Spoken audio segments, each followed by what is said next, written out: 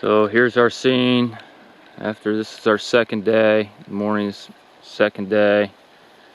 We're breaking camp.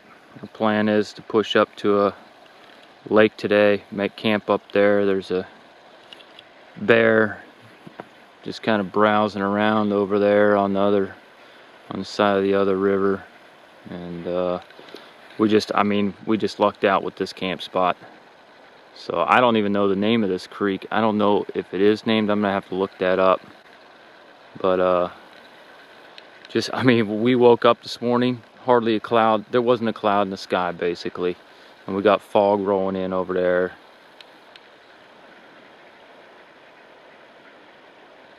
Made a little oatmeal for breakfast, had some coffee.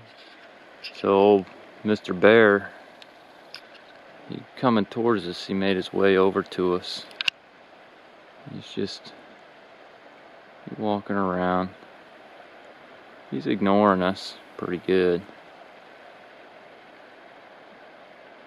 Just moseying, doing his own thing. Care less if we're here or she. So the bear's now across the creek. Kinda coming right at us. She knows we're here. She crossed the creek. I thought she might have been looking for salmon. She just walked. She's checking us out.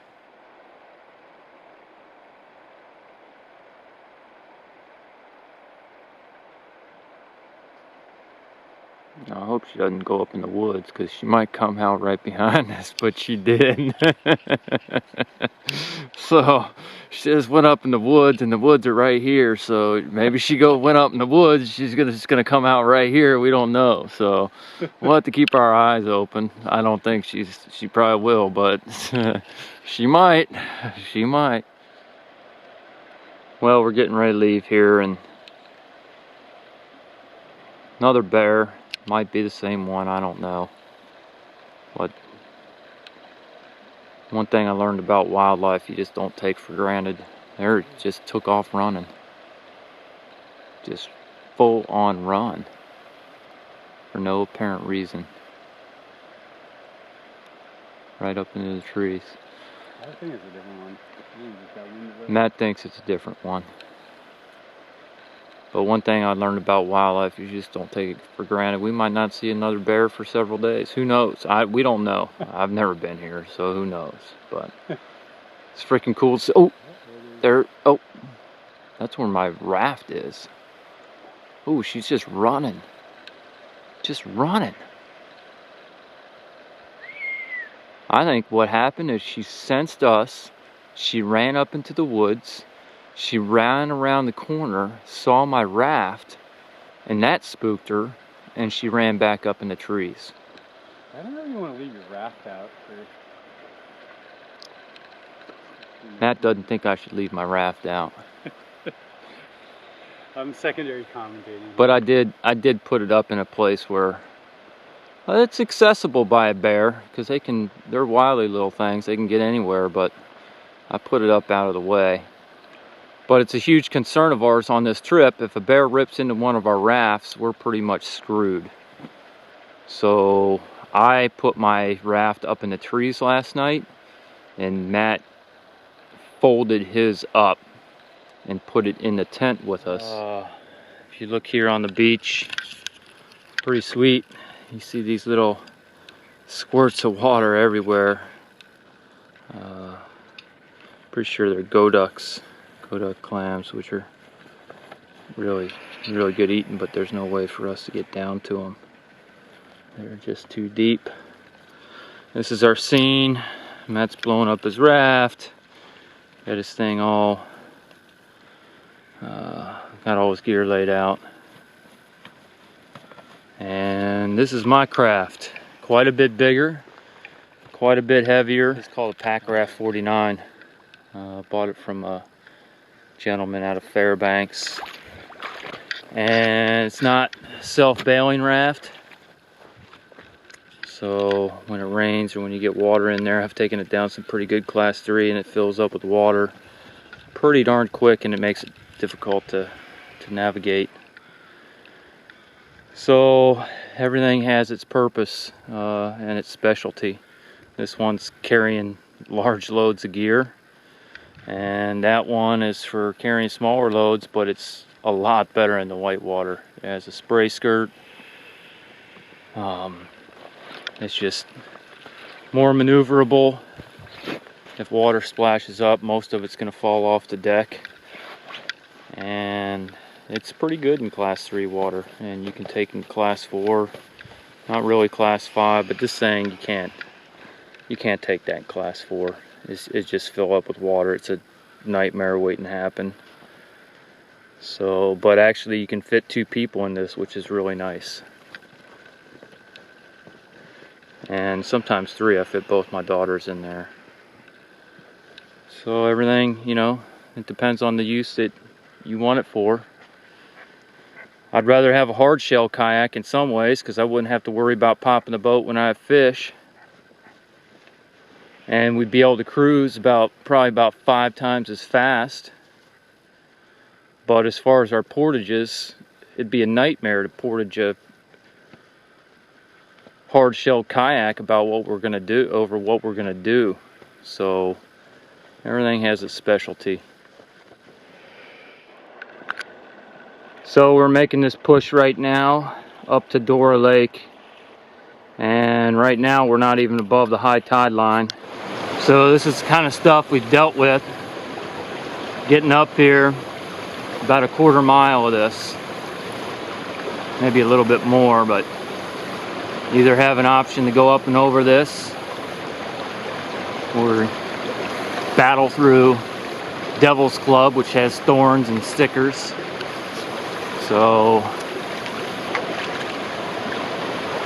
this isn't the first one, there's many, and then it gets pretty steep, but still wasn't too bad. Definitely doable. All right, so we just made it up to Dora Lake. Salmon just schooling in there, and then there's another pool up above this. Just a gorgeous pool, salmon schooling up, and then I saw them moving up this little creek. It was awesome. Here's my next load. I had to break my load up. There was just no, with 100 pounds of gear, I carried about 60 pounds on my last load, and this is probably about 40. You can see it, my pack. This is where I stash the stuff, and this is pretty indicative of what you find around here. It's just, let's see, 1, 2, 3. I don't know, you walk over there and there's just bear scat everywhere. So up at that upper pool, just made it up here, and this is where the going starts to get a little bit rough, but the salmon just going off in this pool. So hard to say what fish are in this lake and how big they are. There's definitely fish, but I don't know. It's tough. We haven't even fished yet. We've just been kind of thinking about getting from point A to point B, and this is like a fishing trip. I mean, the #1 goal is to catch fish, and it's going to be a huge part of our diet. Hopefully we're not going to run out of food. But second goal of the trip is get to Keegan Cove by September 15th. And it's just a mission to get there.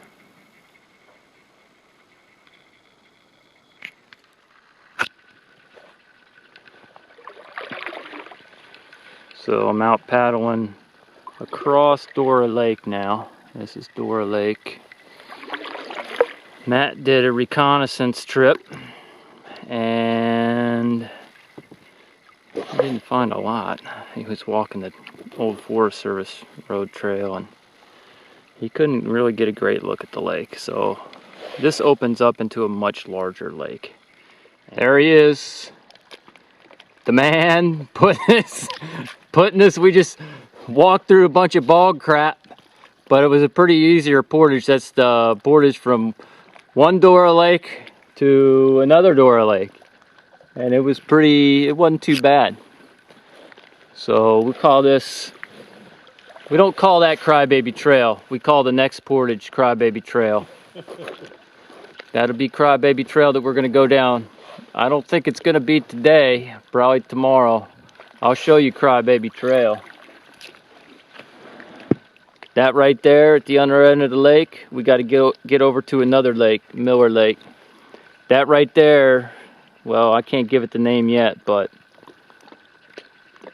I think she's going to be Crybaby Trail. So this is night number 2. Long day of bushwhacking up the creek. Basically, a lot of our time is spent recon mission.